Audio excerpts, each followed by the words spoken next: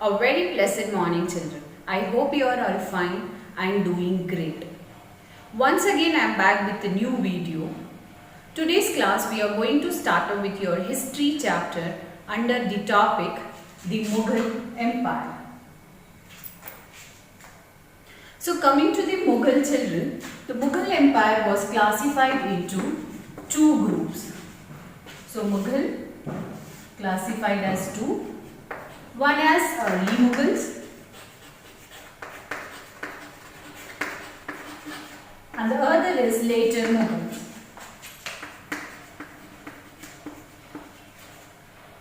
Coming to early Mughal children, they started their rule from 1526 to 1707 AD. Whereas when we talk about later Mughals, they started their rule from 1707 to 1857.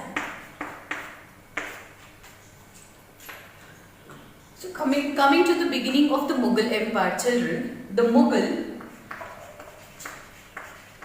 belonged to two ancestors such as from their mother side they belong to Mongol and from their father side they belong to Timur. That is the reason the Mughal Empire is also called as a Mongol Empire, or it is also called as Timurid Empire. Children, if we are going to see the early Mughals and the later Mughals as a whole, we can say that Mughal ruled for 331 years. That is 331 years. But among these 331 years, only there were 6 important rulers.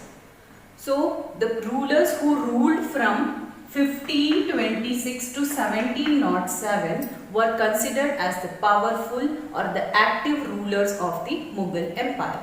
Let us see who are those 6 rulers who have contributed a great achievement to the Mughal Empire. So children, let us see the 6 important rulers of the Mughal dynasty. Here first comes the Babur, who started his rule from 1526 till 1530. That means almost for 4 years. Next was the Humayun, who was succeeded by Babur, and he started his rule from 1530 to 1540. Later, for the period of 14 years, he was in exile, and again he reconquered in the year 1555 and was there till 56. Next comes the Sher Shah Suri. He started his rule from 1540 till 45. That is almost for 5 years. Next comes the Akbar. He started his rule from 1556 to 1605. Jahangir was succeeded by Akbar and he started his rule from 1605 to 1627. Later comes Shah Jahan, who started his rule from 1628 to 1657.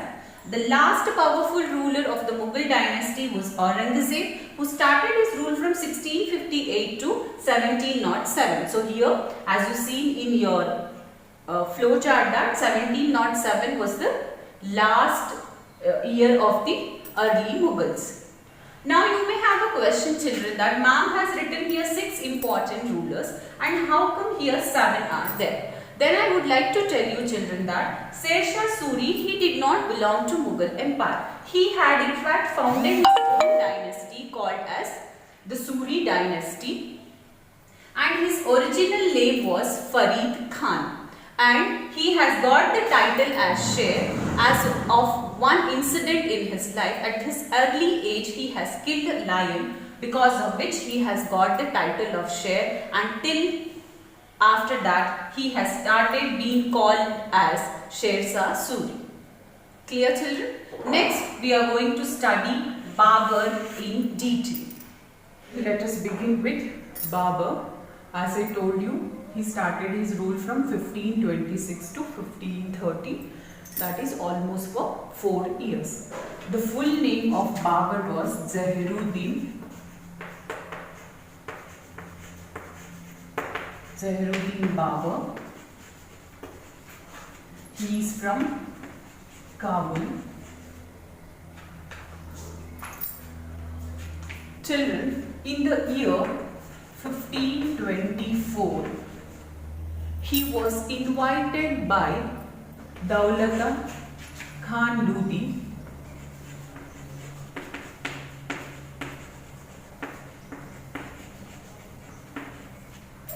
So Daulat Khan Lodi, he invited Babur to India in order to defeat Ibrahim Lodi. I hope you remember the name Ibrahim Lodi. Yes, you are right. He is the last ruler of the Lodi dynasty. So Daulat Khan Lodi, he invited Babur to defeat Ibrahim Lodi, the last ruler of the Lodi dynasty, and Lodi dynasty was the last dynasty of the Delhi Sultanate. So with the purpose, Babur entered India and ruled it over the time of 4 years. And in this time period of 4 years, he fought 4 different battles. Let us see which are those. The first was Battle of Panipat. So Panipat is in Haryana in the year 1526. Then second comes the Battle of Khanwa. So it is in Rajasthan.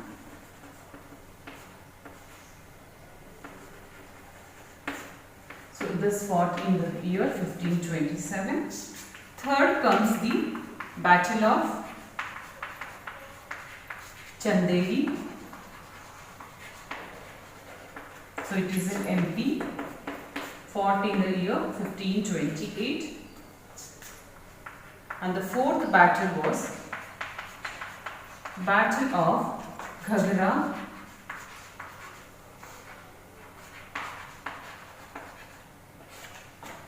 Which is in Bihar. So this was fought in the year 1530. So these are the 4 important battles which you need to understand from Babur point of view. You need to understand that Babur ruled India for 4 years, and in that 4 years he has fought 4 different battles. So first let us discuss about the Battle of Panipat. So Battle of Panipat was fought on 21st April. So on 21st April, first battle of Panipat was fought.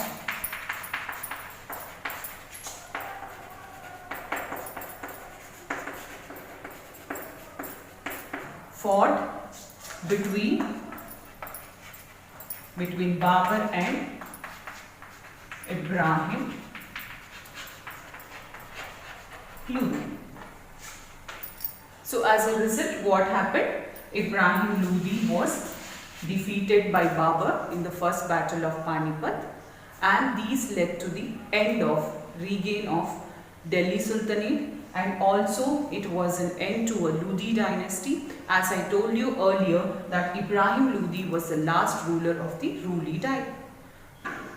Lodi dynasty. So with this, there was an end to Delhi Sultanate, and it was led to the establishment of Mauryan Empire in India.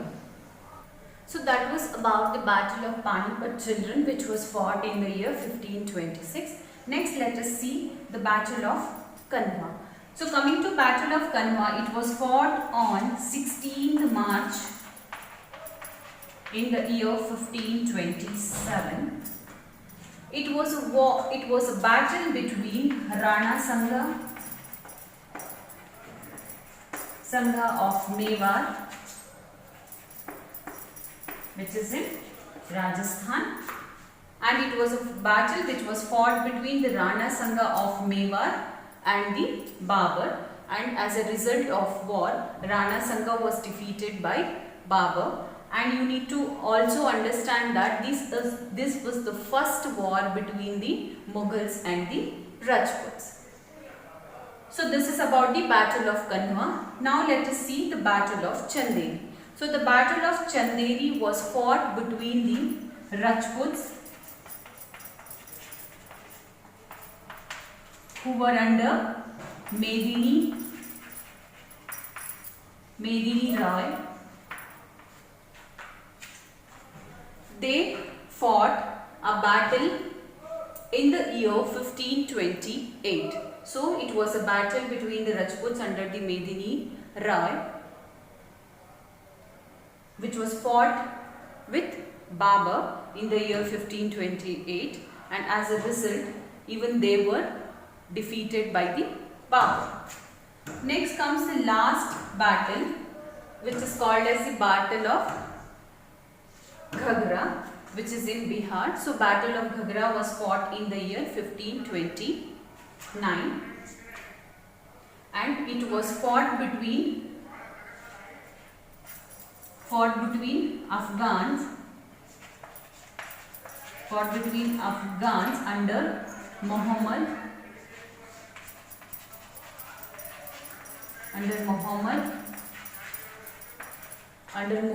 Lodi. So the Battle of Ghagra, which is in Bihar, fought in the year 1529 between the Afghans under the Muhammad Lodi and the Babur. The result of the battle was Babur again badly defeated the Afghans of Muhammad Lodi.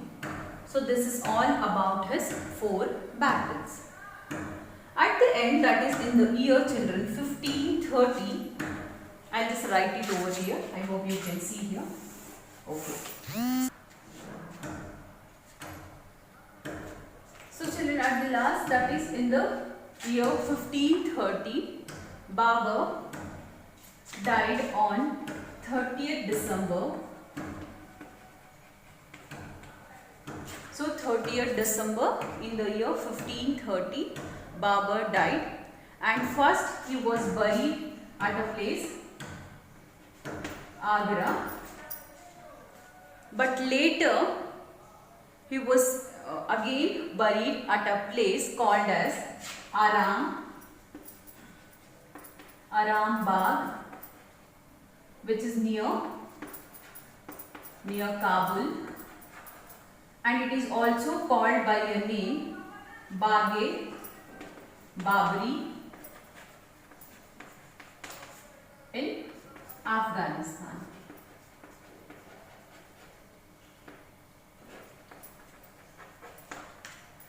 So this is the place. It is he, and sometimes they may also ask you a question that who was the ruler who have been buried twice in the history. Then children, you need to understand that it is Babur. So first his body was cremated, or he was buried at Agra, but later it was again he was buried to a place called as Arambagh near Kabul, and that name of that place where he has been buried, it is called as a Baghe Babri, which is in, right now it is in Afghanistan. So this is all about the history of the Babur. I hope till it is clear to you, children. Next we'll see some of the achievements of Babur, his autobiography, and other contributions led by him to the Mughal Empire. Children, next, coming to the contribution of Babur. Babur was the first to use artillery and gunpowder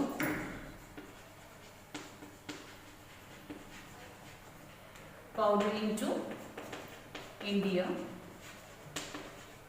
Actually, they were the invention of Europeans, but it was Babur who brought it to India for the first time.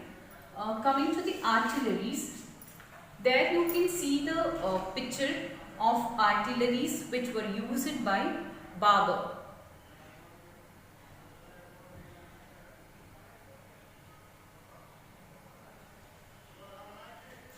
Next, children, let us see about the autobiography of the Babur. The autobiography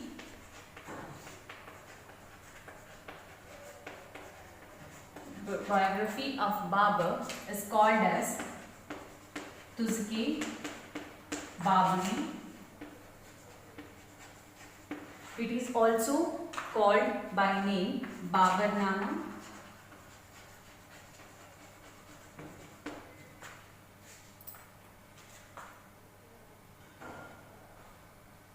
In his autobiography, you can see he has excellently wrote about India and his administration.